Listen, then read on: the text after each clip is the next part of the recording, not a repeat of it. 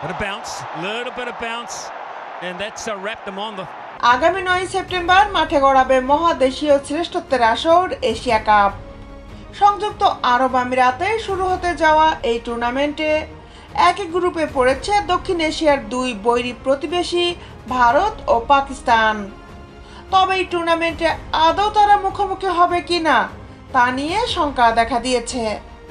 ভারতের সাবেক ক্রিকেটার কেদার যাদব তো গ্যারান্টি দিচ্ছে ভারত পাকিস্তান ম্যাচ হবে না। এশিয়া কাপে আগামী 14 সেপ্টেম্বর অনুষ্ঠিতব্য ভারত পাকিস্তানের ম্যাচ নিয়ে তার ভাষ্য, পাকিস্তানের বিপক্ষে ভারতের খেলা উচিত নয়।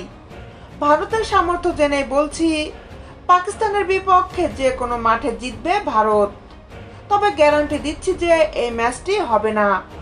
কেদার যাদবের মন্তব্যকে একেবারে হালকা করে দেখার কোনো সুযোগ নেই, কারণ সাম্প্রতিক সময়ে প্রায় কোনো খেলাতেই এই দুই দেশ মুখোমুখি হচ্ছে না। সাবেক ক্রিকেটারদের নিয়ে আয়োজিত ওয়ার্ল্ড চ্যাম্পিয়নশিপ অব লিজেন্ডসে পাকিস্তানের বিপক্ষে 2 ম্যাচ বয়কট করে ভারত। পাকিস্তান আবার এশিয়া কাপ হকি খেলতে ভারতে না যাওয়ার সিদ্ধান্ত নিয়েছে। তাই শেষ পর্যন্ত এশিয়া কাপে ভারত পাকিস্তান হবে কিনা তা নিয়ে কিছুটা শঙ্কা রয়ে গেছে।